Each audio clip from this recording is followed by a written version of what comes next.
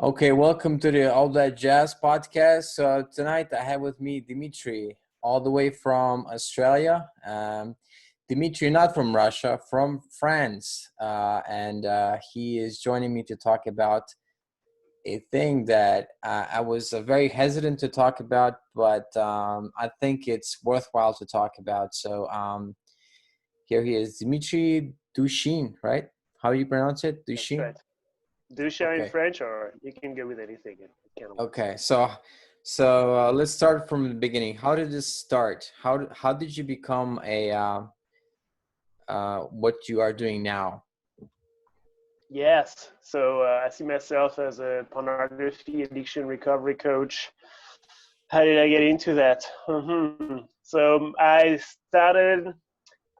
was born in France near Paris, and I studied fundamental physics in Paris. After that, in 2011, I went to Sydney to get my PhD in astronomy and astrophysics, and I graduated in 2014. And around that time, I sort of decided that I wanted to be a coach. And so I put my academic career on hold and started a few business ventures on my own and with my fiance Caroline. And and we had a few ideas we put into place until today. And all along this journey, or all along this is what my CV would say.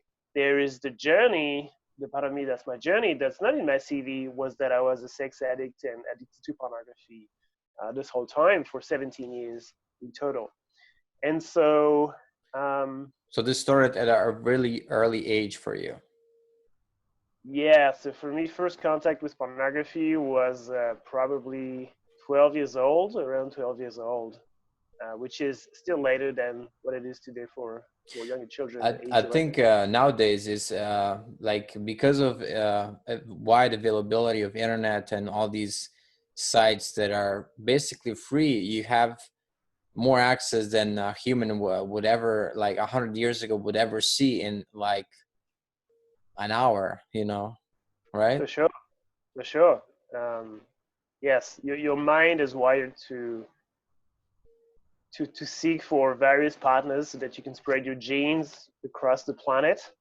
And with pornography, you have your unconscious mind believes is tricked into believing that you've got these millions of partners or thousands of partners that you can visit in 1 hour, and and that you're mating with them, and it's not. That's not what it is. But it fills the void for the unconscious mind. So how did you know that that pornography for you was affecting your life in a negative way? That's right. So I often say that the day I labeled myself a sex addict was the best day of my life.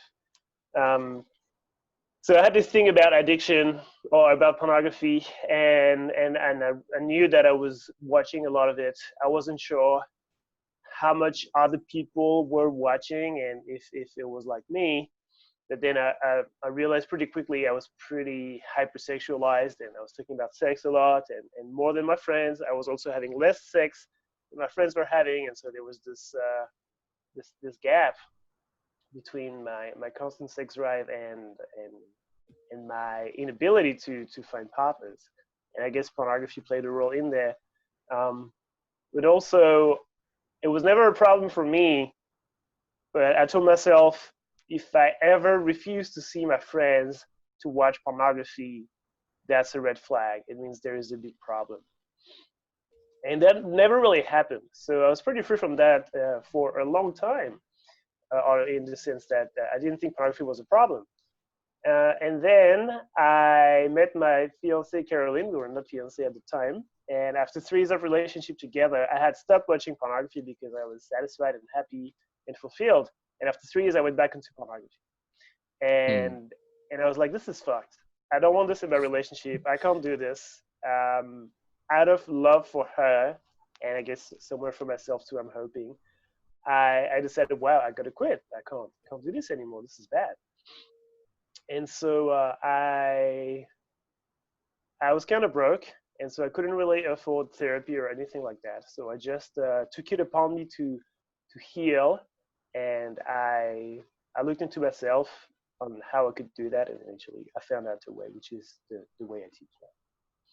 Right. So you went to various sources because your background is not exactly in what you would expect for a coach, and and I apologize to the audience watching because I had dragged Dimitri at an early hour because of the time difference between Australia and Central Europe. So You don't need to know that. That's absolutely fine. I'm okay. not rubbing my eyes at all.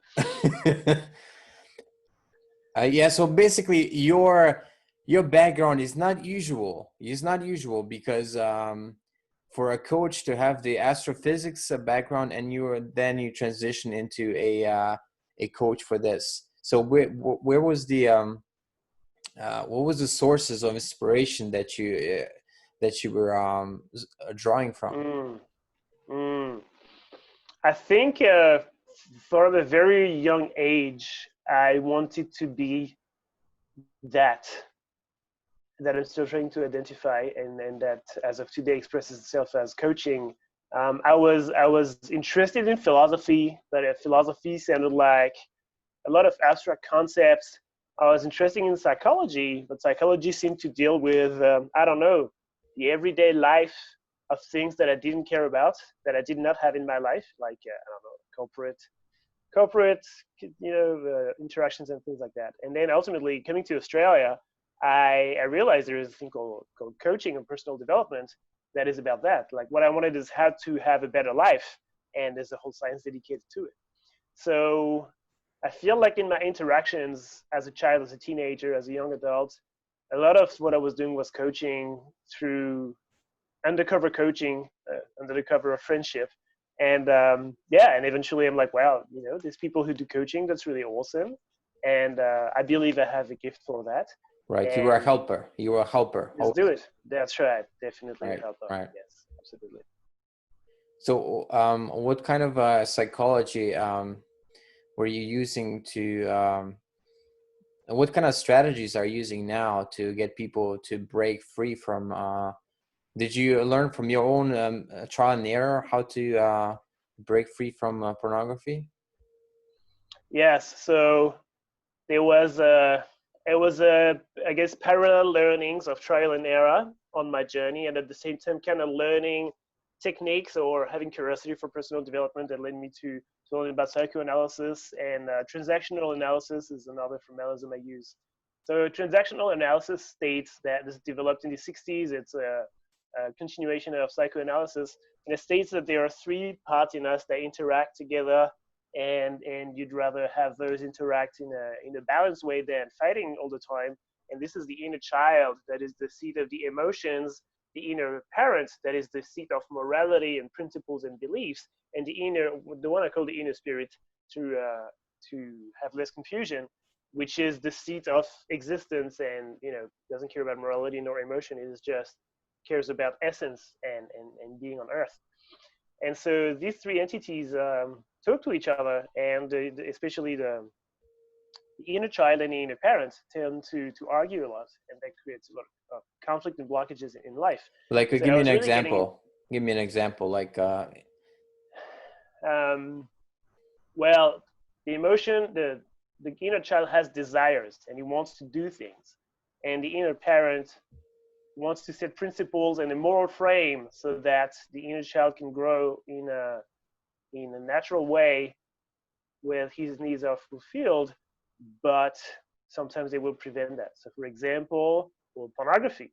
Uh, we can get deeper into that, but when you're watching pornography, it's your inner child that is engaged in pornography, that is curious, that is playful, that also carries the wound, a wound from the past that is trying to heal through pornography. That's a desire from the inner child. Whereas the inner parent will be the part of you that after you watch pornography, after you masturbated, if you do, which most people do, then you'd be like, oh my God, I feel horrible. I'll never do this again. This is the last time. This is the inner parent kicking in. This is your sense of right. morality. So this is like the archetypal example of the conflict that can reside, and this tension between desire and morality in pornography, from addicts to pornography is that's a critical example. My background is Catholic, and I wasn't just Catholic in name. I was trying to observe it, and the Catholic tradition, and then pornography and all that just kind of draws you into guilt so much, and then I think what I did was just suppress it. You just That's right. stuff it down, stuff it down, stuff it down, like, and that's not good, right? That's not a good coping mechanism. That's right, absolutely. And this is a really good transition. Like, so church, or church religion is a good instantiation of the inner parent as a collective. So it's not now anymore the parent that's inside you who's telling you should not do this, you should not do that, the parent that you've internalized, but there's now a whole collective, a we, that is focused on morality and telling you what to do so that you live a good life. And that's church. And the intention is good. And for some people it works well, for some people it doesn't. However, when it comes to pornography and desires that are repressed, as you said, or suppressed, suppressing these desires more will only make them come back stronger. And so you can guilt yourself as much as you want. You can talk to people in church who will guilt you as much as you want. And for some of you and some of us, it will work if there's a mild addiction, and that only guilt can, and guilt only can, what I'm going to say, only the usage of guilt will get you out of this pornography. You have a minor addiction, and that's good. That's good that you can use that. But for most of us, this will only add misery, and you'll feel even worse, Right. because pornography is already about suppressed emotions and suppressed memories and trauma. So if the trauma is resurfacing and then you just shut it down every time, you're repressing the repression, and so that's not a good day for yourself. These entities inside you Right. will not be in balance. So if you have the church, and if you have something, a belief system that gives you guilt and shame, which are very low emotions, like you feel terrible, and then every time you do that, you watch pornography and masturbate, you accumulate more of that. So it would seem like the cycle would like accelerate if you so it keeps getting worse, almost like a progressive disease. It's like you keep adding to the dustbin that you're dragging along with you in life, almost. Exactly, and it brings me to trying to stop pornography. To go back to your very first question on how I came across this method, stopping pornography cold turkey, just stopping pornography. It's like, oh, I'm going to stop watching pornography out of sheer desire, out of sheer strength of mind, and it can work for some of us. But what you'll be doing is then you're adding more repression on the stuff that's already repressed, and you feel miserable when you do that because you're fighting your impulses and it's making you really uncomfortable, and then eventually you will relapse. If it doesn't work by definition, you will relapse, and when you relapse, you will feel horrible, you will feel awful, because you've done all this hard work and now you're failing, and so you get this feeling of failing. It will feed into the sadness and the sorrow that's pushing you to watch pornography in the first place, and the sadness and the shame, and so you'll be back into pornography, and then you'll be fighting this, and so you're constantly fighting. And so if it's been working for you, good for you.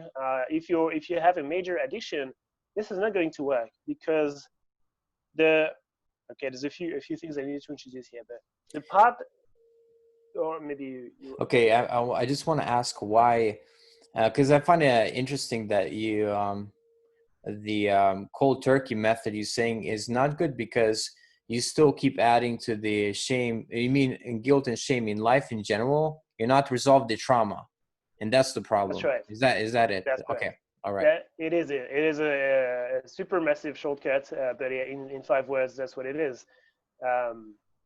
The part of you that's watching pornography is not you, and I think that's the first critical step you can take for your healing, is that reframing.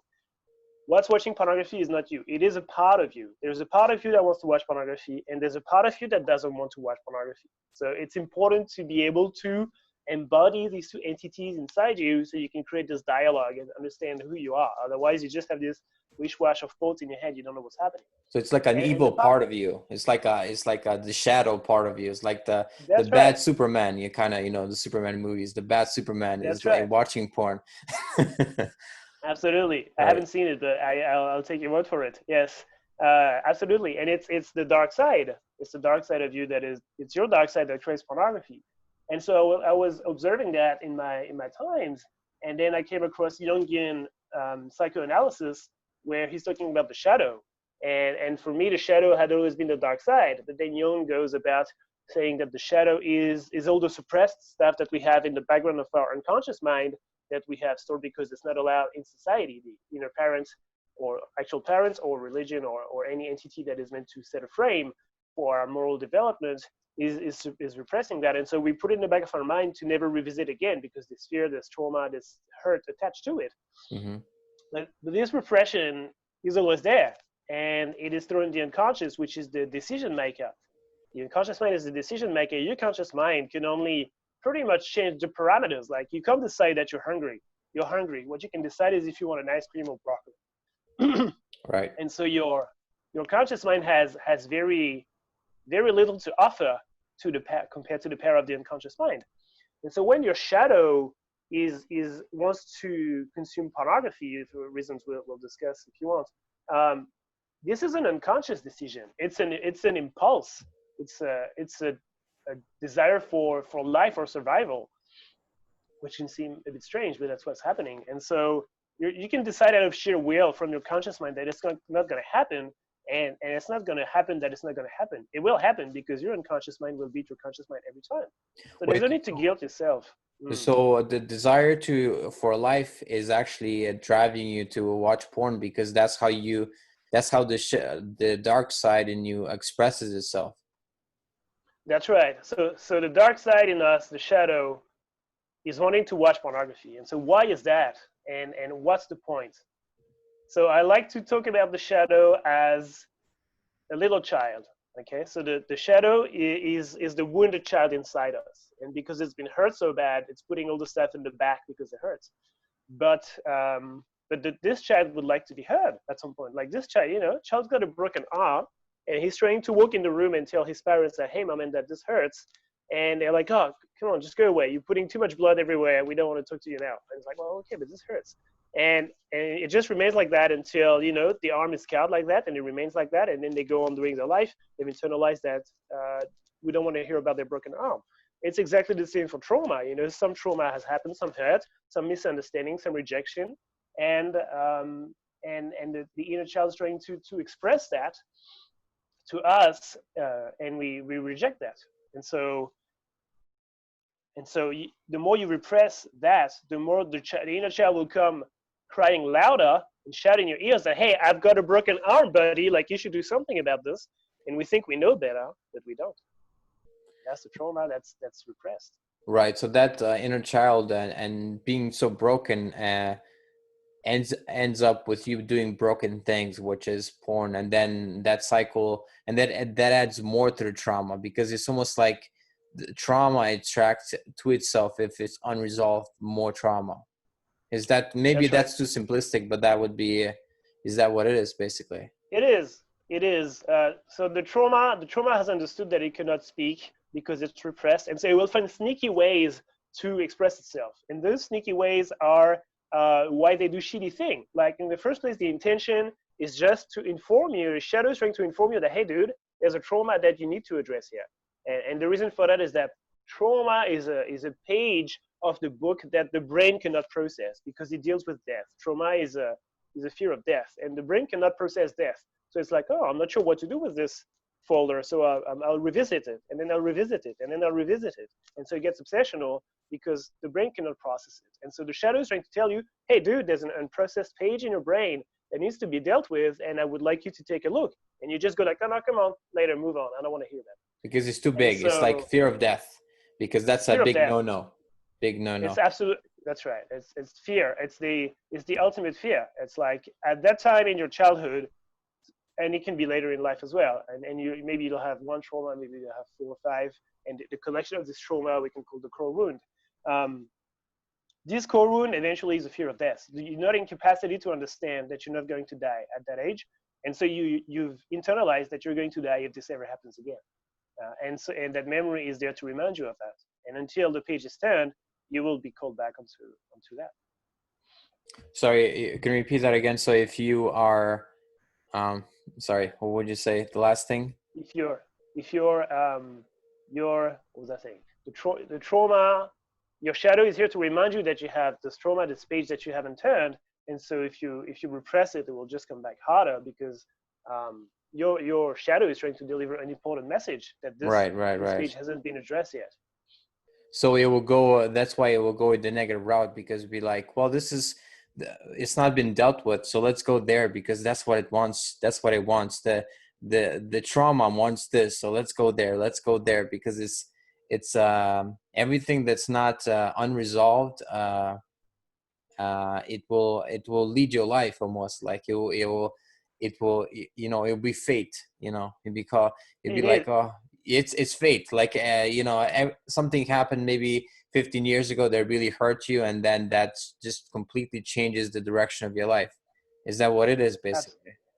It is absolutely what it is. And this trauma that or this core wound that you collect from a young age, it doesn't need to be trauma. It can be attachment issues. It can be something that's more progressive in time, and that's not a sudden event.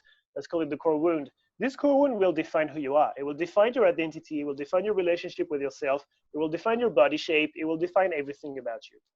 So, and it will present unconscious obstacles on your way to success and to whatever you're trying to realize. Wow. Or to manifest. So it is critical to deal with this core wound, and I haven't really explained yet why pornography comes and plays in, but it is so lucky for people who are addicted to pornography that they can use pornography to identify and track their core wound. It is the only addiction that offers you that, and I can explain more. That if you're smoking and you have an addiction to smoking, you'll be smoking, but you don't really, there's some compulsion somewhere, so there's some hurt that we're compensating for somewhere, but we don't know why. It's really hard to track down why you're smoking. Right. But in pornography, it's not emotional, but pornography is emotionally based trauma in a way, whichever way it came about. Yeah, I believe smoking is also emotional. It's something that happened that led you to believe you were not okay, that led you to smoking. But it's hard to track what the act of smoking means for you because you're just smoking. And then there's also the substance that comes at play. Whereas pornography is completely substance-free, apart from the dopamine that you release in your brain, is purely psychological. And so I guess it's a good way to bring in that the part of the method I've developed when I realized I was addicted and I needed to stop, I was like, okay, I'm addicted to pornography. There may be something smart I can do about pornography. It has a huge power on me. It's probably for life. So maybe I can turn this into something smart. Maybe I can do a philosophy of pornography. Maybe I can do art with pornography. Maybe I can write about erotism, transmute it into something positive because it's there. It's hard for me to go away from it. So maybe I can make it smart, pornography. And I thought about it for 1 month, 2 months, 3 months, and nothing came. And I'm like, I'm missing something crucial because everybody is hooked onto pornography. I am hooked onto pornography. It is so pervasive and important in my life. And yes, there's nothing positive I can extract from it. And that's really odd. And so can I just go ahead. I once heard this guy that founded this Christian school. He said that, and when he was around colleges in US, he found that this is a Christian, like supposed to be Christian colleges. He found that that most students, like 80% of male students, were watching pornography, like or probably even more. And he's like, well, this is against the teachings and all that, but he found that is a fact, that this is so persuasive in like every department of life. It is everywhere. It is everywhere. And I believe there are millions. I mean, hundreds. I believe there are hundreds of millions of people who are addicted to pornography in the dark. And that's why I come out and I'm like, okay, guys, it's okay. We can rise up. Or we can just come up and acknowledge that is the case and look for a better life. Being secretive is just sad. pornography is so pervasive. Right. It's a big taboo. Like even me doing this and being public about this and seeing some actors come out and being public about their addiction, it is not easy. Like I saw Lamar Odom, which is he played for my Lakers at the time, my favorite team, and he came out in a video Mm. recently and talking about the pornography addiction and how it changed his life and how it affected the relationship with his girlfriend and even the sex. Do you think it diminishes also the sex drive as well? It will channel your sex drive into something different. So as you watch more and more pornography, um, you build tolerance. You'll make the experience really good for yourself every time, and by making the experience 100% every time, you'll have this massive rush of and we can, right, because we have all these parameters available in pornography. There's pretty much infinite content, infinite body types, infinite everything. So you can fine tune the parameters to something that's ridiculously satisfying for you. And as a consequence, the experience you will have with pornography is going to be really 100% good. And so you'll get this rush of dopamine. And now this is so good that your brain is going to be, oh, this was good. I want to do it again. And you'll do it again and do it again. And so as you do that, you start building the addiction, because your brain will build tolerance to the rush of dopamine that is generating. And so you'll need more and more. It will shut down the receptors of dopamine. And so you will need more and more to get the same high. And so So you experience different it. and different ones as well. You go for different categories. You go for different categories. At the beginning, there's this curiosity and exploration. And so, but then the experience that was 100% is now becoming 110, 120, 130% if you take the first consumption of pornography at the beginning, because we make it more intense, we make it longer, we make it whatever.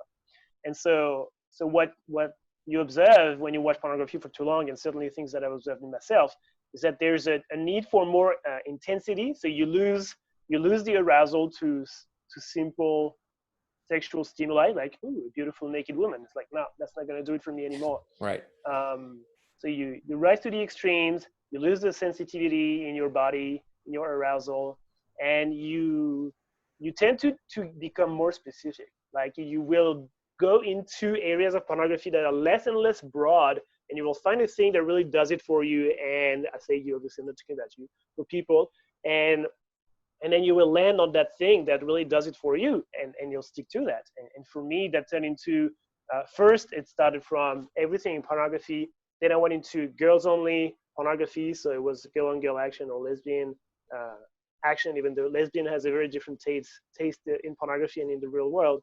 And then it was about extreme pornography, and I don't particularly feel like sharing what kind of extreme pornography, because I don't want to spread the But message of extreme right. pornography. But is But that the that's what happened. problem? Is that the problem? Because things get more and more extreme, and then I don't even know what I want to say, but that's why some people go into the illegal variety, let's say, Mm. because if you're an addict, say for more than 20 years and whatnot, and you do every day, every week, let's say 10 or more hours, then you get bored. You probably get bored. Your brain, the dopamine, gets bored of the normal ones, and then you keep, and that's so dangerous, and it's very dangerous, and you go down this path of like the extreme, the worst of you can imagine.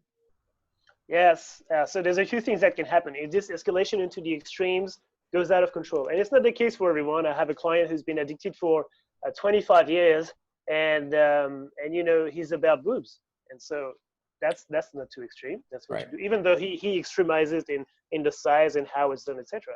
But if this escalation gets out of control, what can happen is you go into illegal stuff. Yes, absolutely, and you download illegal stuff and put you in trouble, and you also support illegal production, which morally will be a problem for you.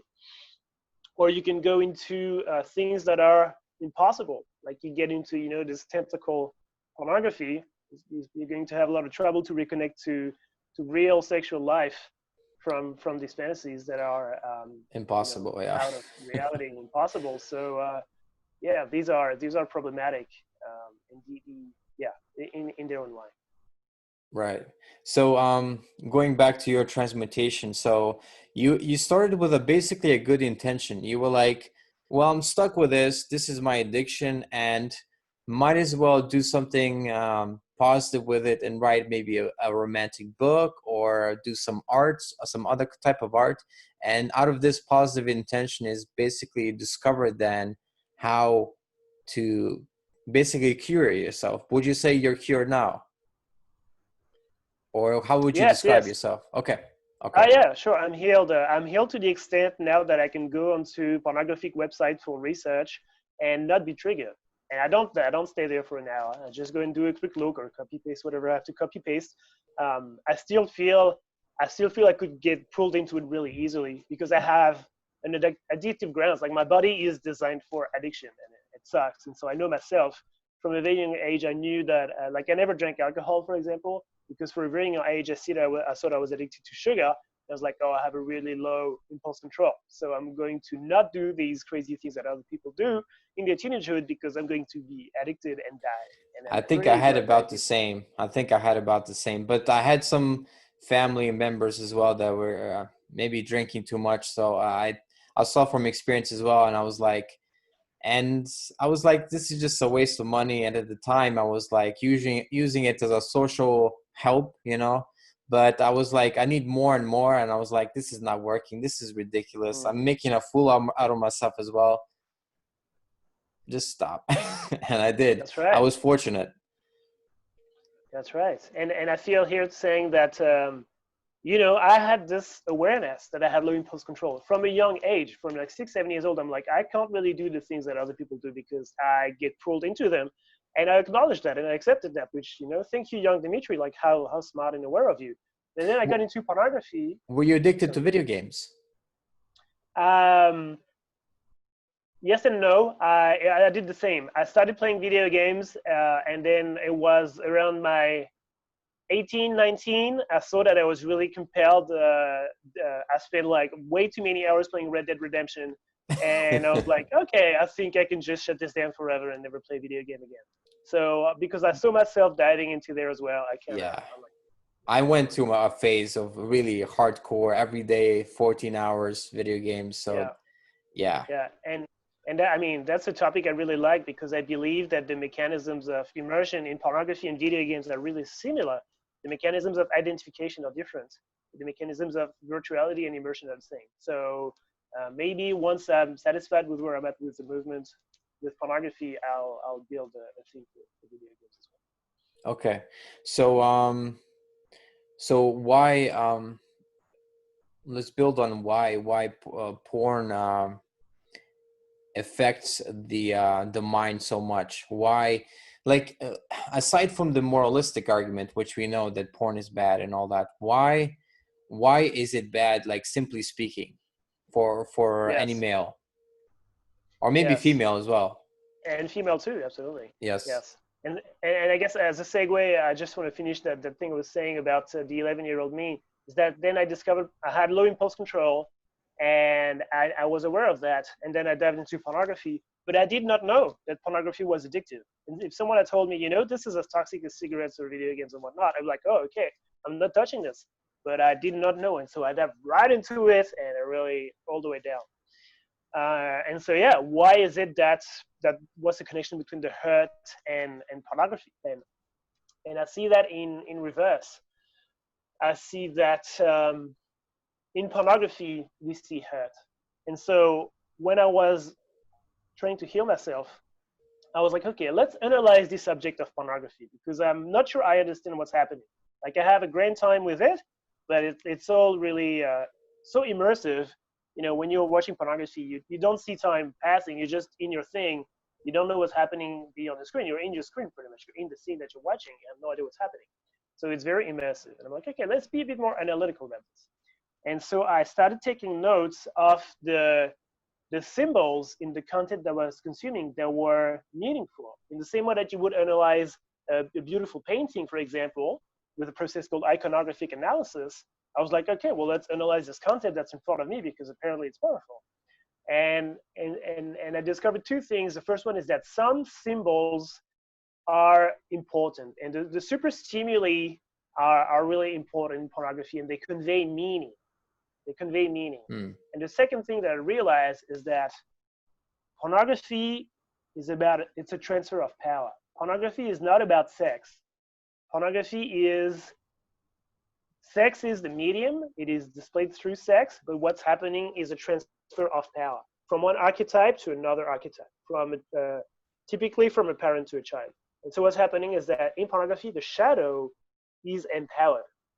Pornography is scenarios where the shadow will win every time, or the depiction of a shadow to which you identify will win every time. So if you've been victim of rejection in your life and your shadow identifies rejection, you will see a scene where that scene will be about rejection somehow. And either the person will be rejected or the person will be accepted. It replays that scenario either in the same way, as a mirror, or in the opposite way, in revenge.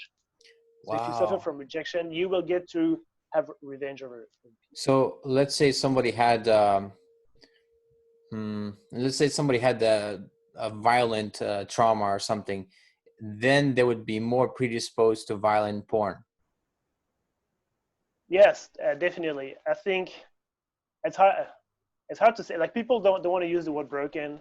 I think we all are broken. We all carry some hurt, and Mm-hmm. we can heal that hurt. So it's not a taboo. And absolutely. And like the more broken you are, the more you will suffer from addictions of all sorts. And yeah, absolutely.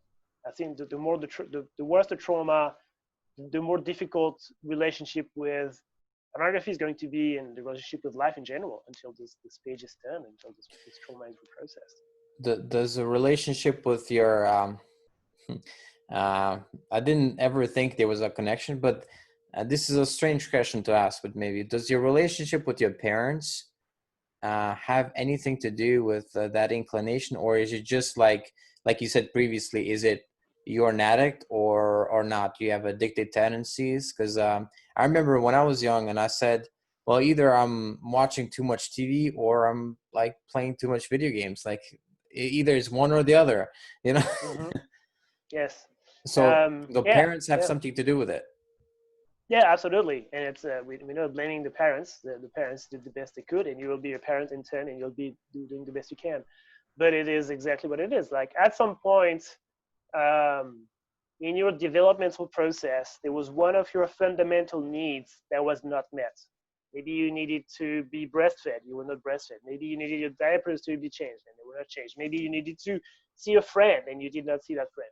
And then you internalize the hurt, um, as if you had done something wrong. And that's where the main hurt is internalized and caused. And then you carry that hurt, um, as a wound in you.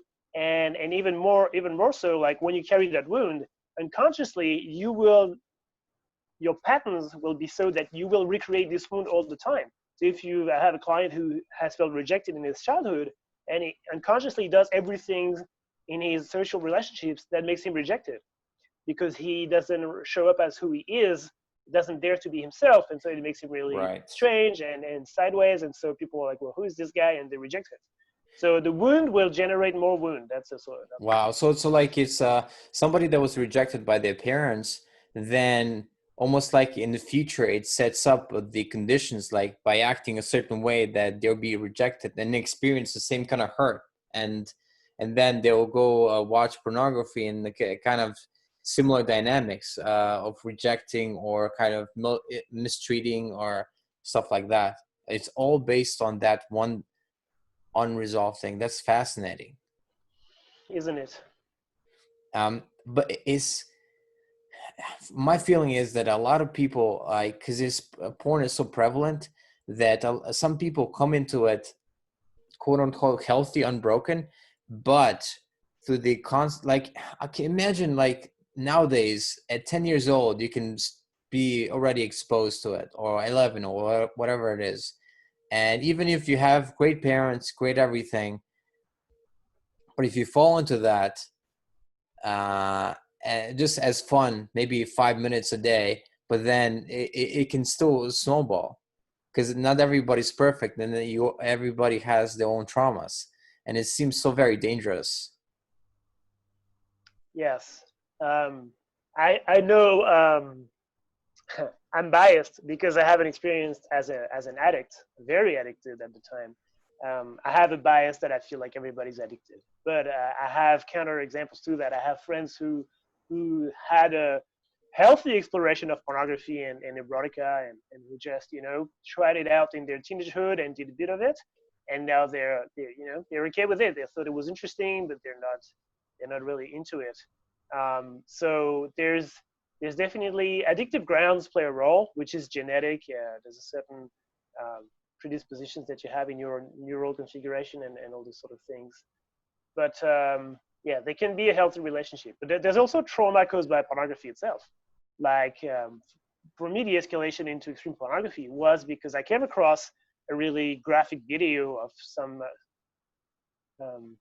not unorthodox, uncommon practice that I thought was both fascinating and strange and appealing and disgusting at the same time, which then is an absolute mindfuck that remains in the core wound and the unconscious, and that led on to fixating on that issue, the fantasy. So there's all sorts of parameters, and the core wound is it starts from a young age, but you can build more trauma later. And if you've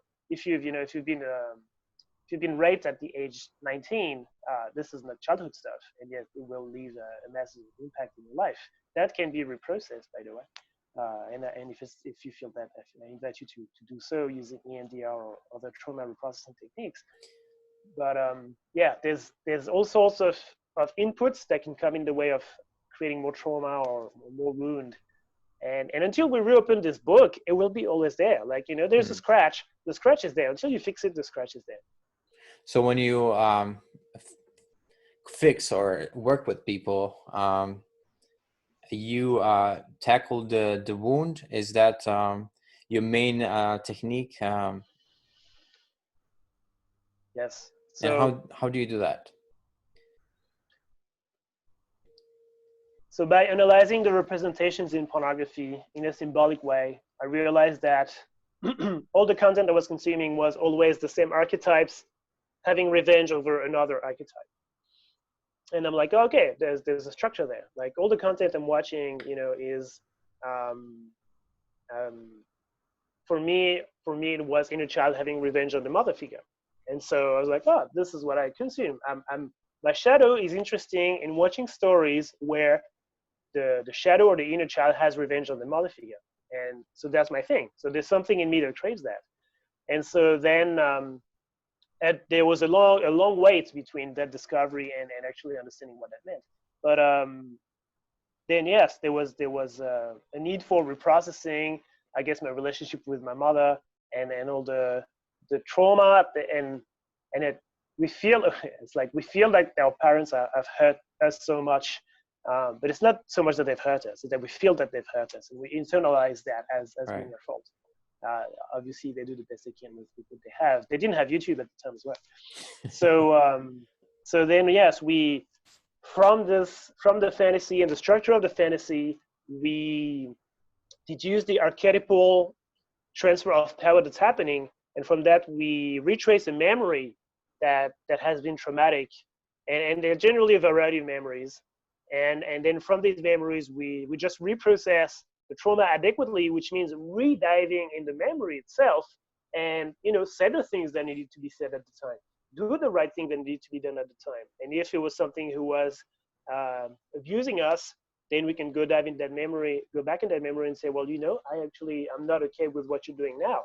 And there will be a lot of emotional release, and people collapse in tears after 15 seconds, and it's Really? great. And then from this somatic release, then your life changes. I mean, it's that easy. So basically, you revisit the traumatic event and make it reconcile whatever trauma there was, and then the person makes maybe amends or says sorry to if they need to. Is that part of the process?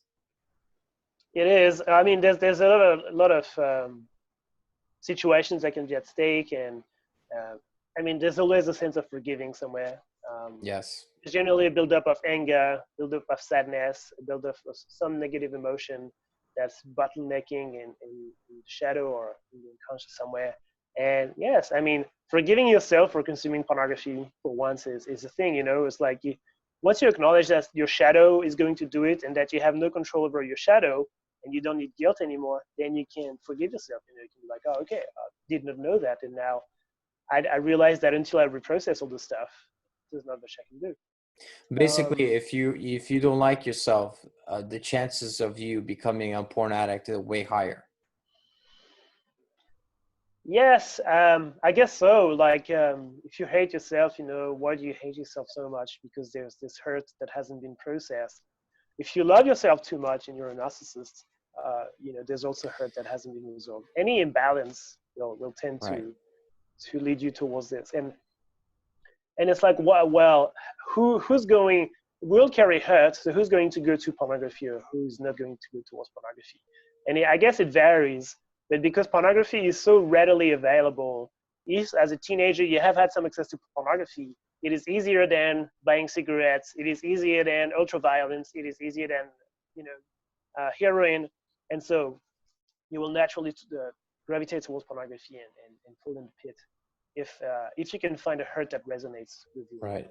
What are some of the other things that you use in your practice to, because you say you don't say you're not for going cold turkey without porn. Yes. So I find that Yes. very interesting. So explain to our listeners how Yes. that comes about.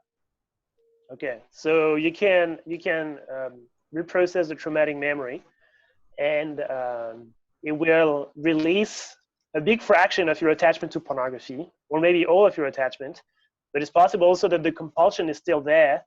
And even though you've reprocessed the trauma, now there's that different object in pornography in your life that is sticking, you know, because it's just out of habit. So what I notice is that um, by making the experience 100% good, as I said at the beginning, you're going to be it's going to be compulsive for you to watch more, and you're going to build tolerance, and you're going to be screwed.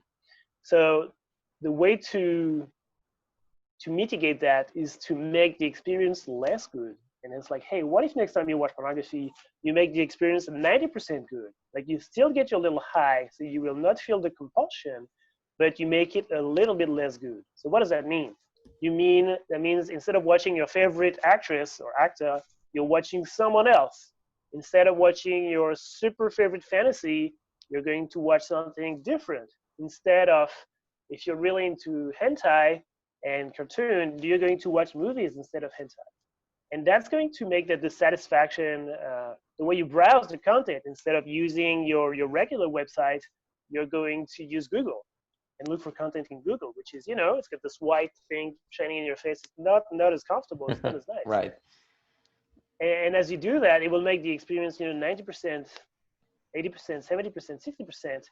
And if you do that over time, and this takes months, it takes, for me, it took 6 months. With my clients, it takes 3 months. If you do that for several months, after a while, the brain will register that, hey, that thing that's called pornography that used to be awesome is now a 20% satisfaction. And you know what? I'd rather do something else than spend time doing this. So it has to be progressive, because the shadow needs to be in contact with pornography. You'd be like, okay, you know, you need to have an orgasm, you know, and you need to have that high. But it's like, okay, there was a medium orgasm today, and then yet another medium orgasm. Oh, that was a really boring orgasm today. Right. Instead of just like being like this and then completely stopping, you're like Yes. just make it less interesting, and then as the days go by, make it less and less and less interesting. Yes, absolutely. De-escalating the De-escalating. dopamine. Okay. Absolutely. And then the brain, by the 3 months, the brain it says I just don't like it anymore, or just doesn't do And they it. don't like it anymore, you know? It's like that thing that was pornography that was amazing, but for the past 3 months, or the brain doesn't see that in the backstream. It's like, well, it's been a little while that I'm doing that pornography thing, like 2 weeks, 3 weeks, and it's kind of boring at the moment. So the brain is like, oh, after you have this experience with pornography, the session with pornography, you're like, oh, well, the brain goes, should we do this again? At the end of that, after every experience, the brain goes into, should we do this again or not? And Right. then like, the brain will be like, oh, I don't know, it was kind of average, and I think I'd rather do something else. And rather than if you stay at 100%, you could cold turkey, then your brain is like, oh, this was really good last time we did it. And it creates this distance that's really like the pain. The pain is distance. Here with this method, you just go like, oh yeah, it's good, it's okay, it's kind of boring, let's move on. Do you ever have a client that goes this and week 1 and week 2 is good, but then they go into their favorite area or whatever, and then they go right up back? Yes, of course. I mean, it's a gradual process. There's lots of obstacles that come back that come up in this process, and that's why I'm here to guide them. Sometimes even 12 weeks is not enough, and we need to have accountability for a bit longer, another 6 weeks or 12 weeks. That's fine. It takes time, and people will go through. For me, this process was really I invented this process, right? So for me, this process was really natural and easy, and I stuck to it. But for some people, it is still hard. Like there's typically a point, you go like every week I ask them, what's your satisfaction with pornography this week, from 1 to 10, or from in percentage. Right. And they would say, it starts at 90 or 80, and then it goes to 60, 50. And when you hit 60, 50, then they're compelled to go back to their previous content or keyword or way that they were consuming pornography. But that's the time when you want to keep pushing, because the brain is getting bored. And so that's when you want to keep digging to reinforce that feeling of boringness or non-satisfaction. That is really interesting. Since you're coaching other people now, did you have any kind of psychoanalysis yourself? I know you're from France, and psychoanalysis is very popular in France, but I don't know if you were in Australia or if you were in France at the time when you de-escalated the pornography addiction. Yeah, it was in Australia 3 years ago, 4 years ago, something like that. I only now that I am financially secure with my coaching practice, can I afford education, like coaching education and therapy. And before that, I was never able to do that. So I was in Hello?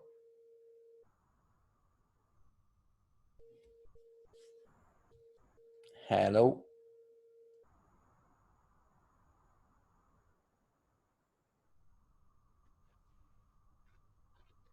It's okay. I'll cut this part out.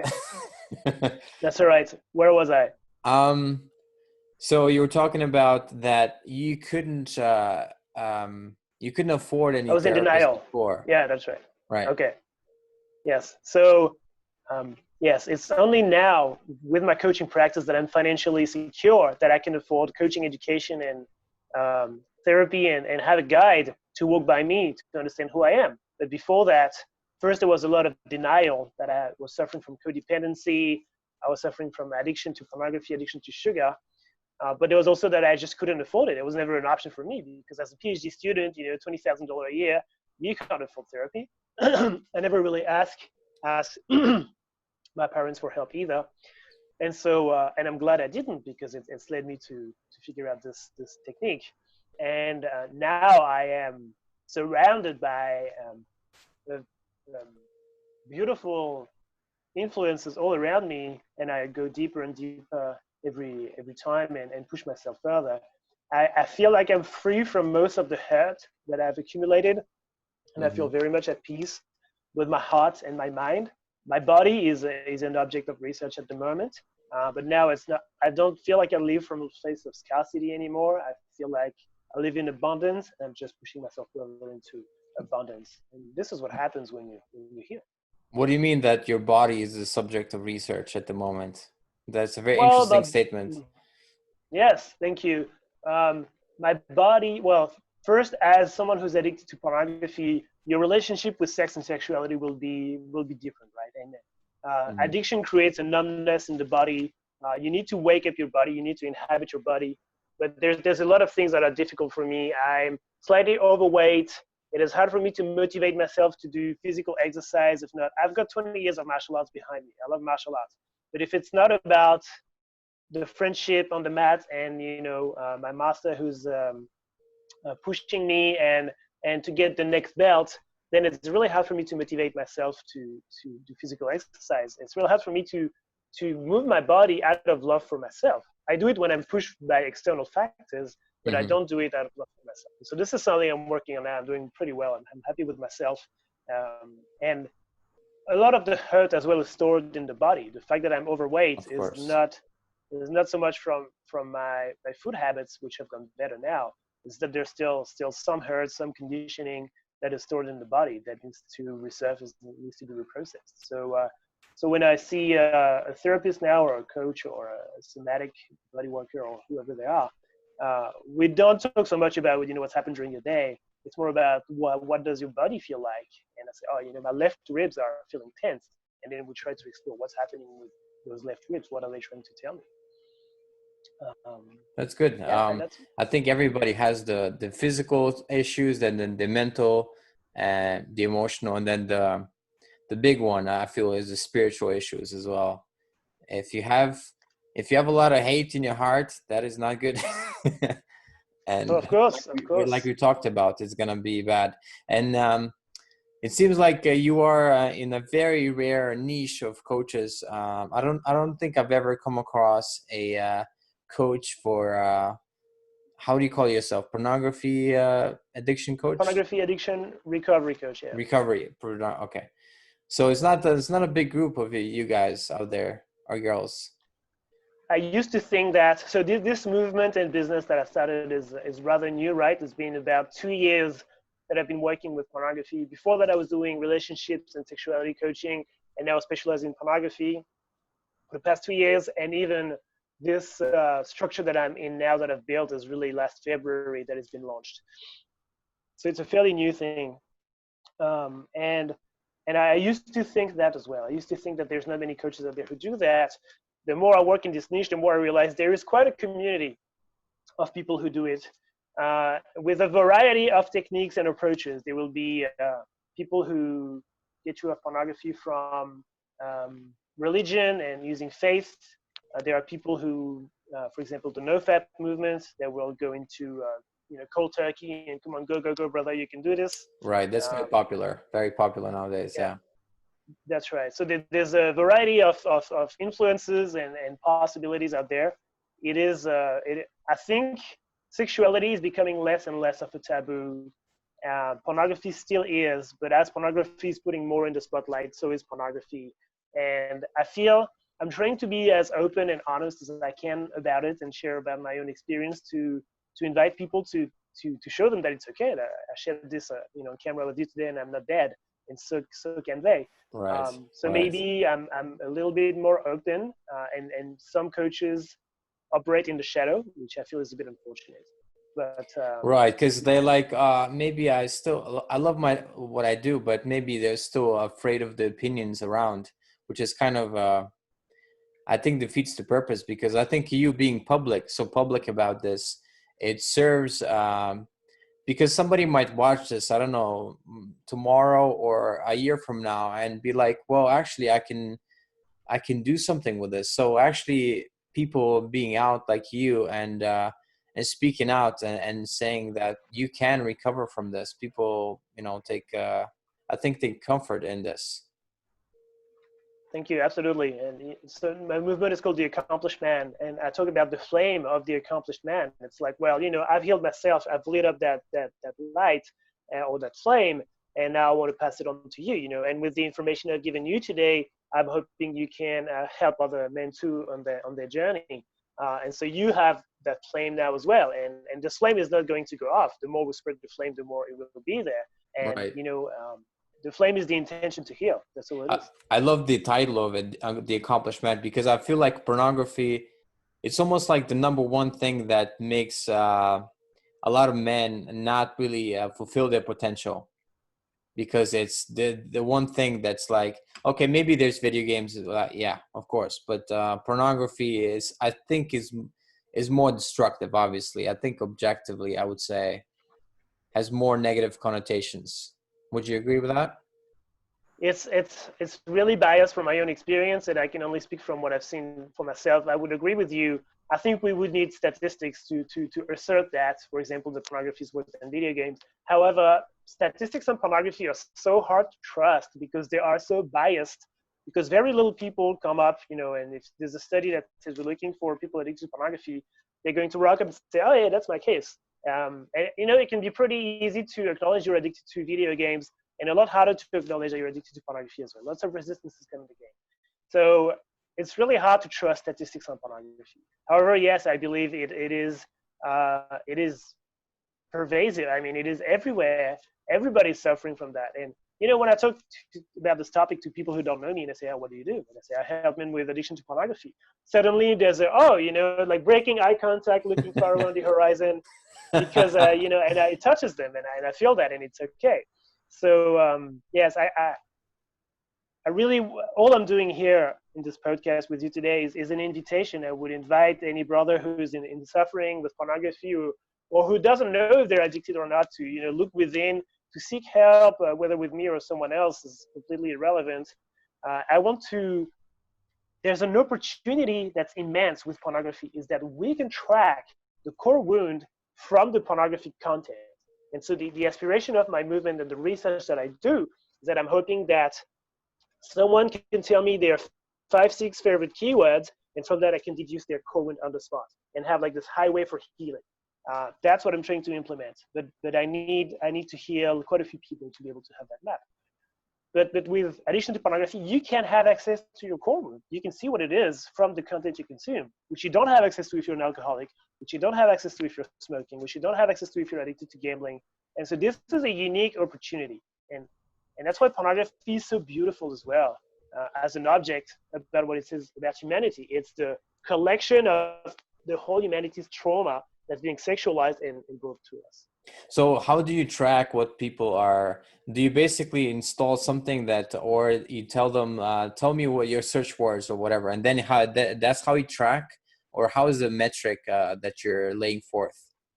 How are you researching this? So that's right. So it's a process, right? It takes 12 weeks for me to explain to the person some of the things we've discussed here, to go a bit deeper, and then that they go through exercises where they can reflect this for themselves.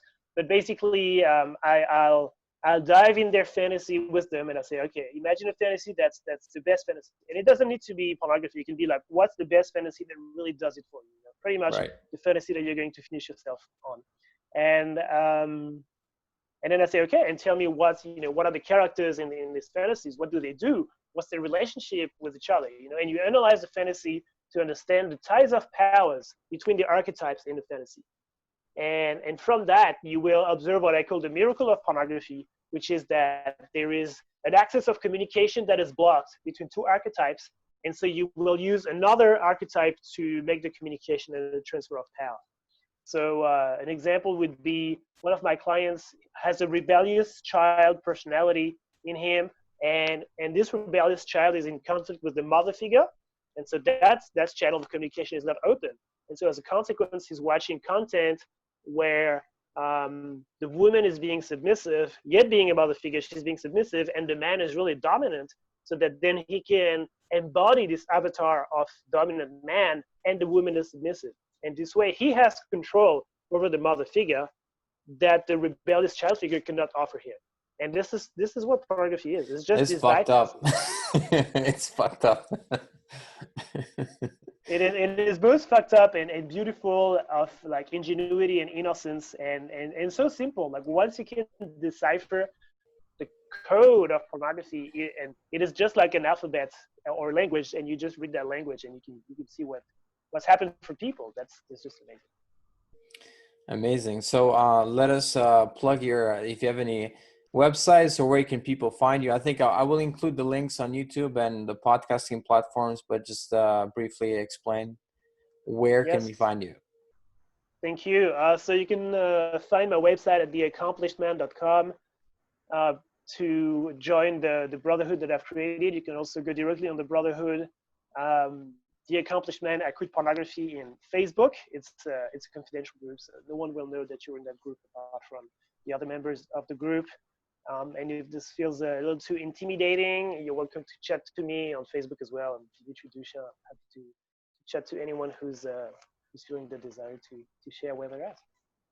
That's amazing. I think we need more of that, whether it's coaches or I don't know, 12-step groups or whatever can help people. I think awareness, yeah, that there is a way out. You don't have to suffer from this. So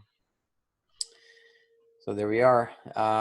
Thank you so much, Dimitri, for being on the podcast, and because I'm pretty new to the podcasting, but you took a chance and you were like, yes. And so I want to thank you for that on air. And yeah, there we go. Dimitri Douchin, the pornography addiction recovery coach. I never thought I'd say that, but here we are.